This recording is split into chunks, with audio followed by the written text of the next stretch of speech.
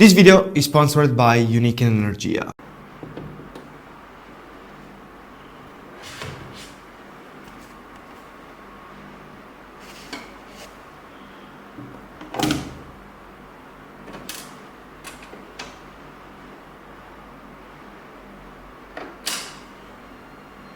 Combining products, colors and finishes has always been a creative outlet for me. I became passionate about desk setups and interior design around 3-4 years ago. I started doing it with the means I had available in my small room, periodically changing almost everything. It's definitely not a typical choice since I literally went from this to this.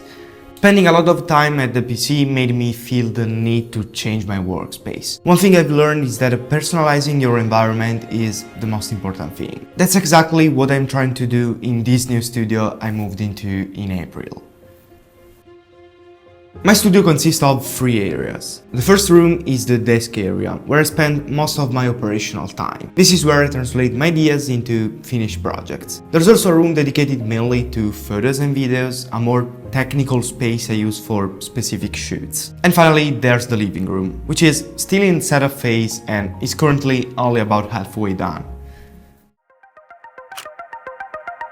Let's dive into the desk room, a space that's undergone a dramatic transformation. I decided to shift the vibe entirely by painting the walls a dark grey with a hint of blue. After having yellow walls throughout the studio, each room now sports its own unique hue. For this room, where I aim to zero in on tasks and projects, I chose a darker shade. While it might seem to close off and absorb light, it creates a deep immersive flow that really helps with focus.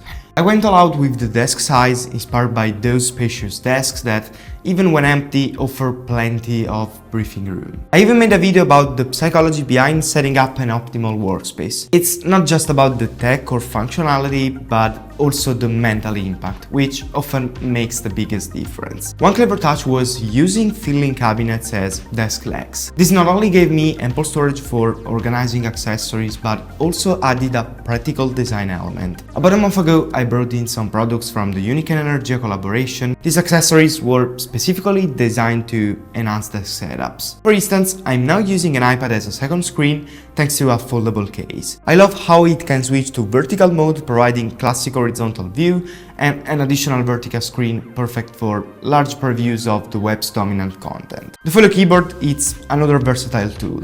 It's compact and perfect for creating an instant setup on the go.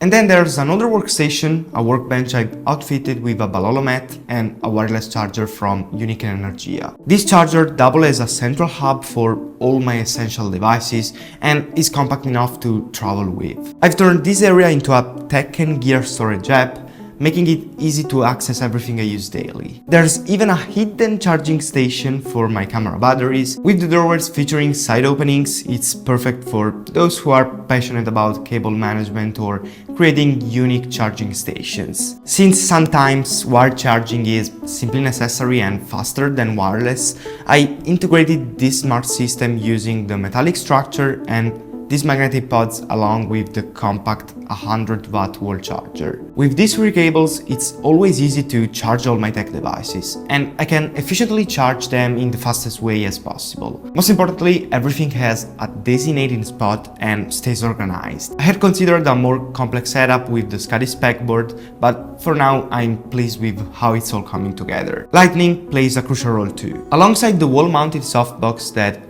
brights the entire room, I recently added several Amaran lights, 2 P240 tubes and 2 P6X, which are great for illuminating larger surfaces. I've scattered a few small accent lights around to add ambience to videos or create a specific atmosphere when needed.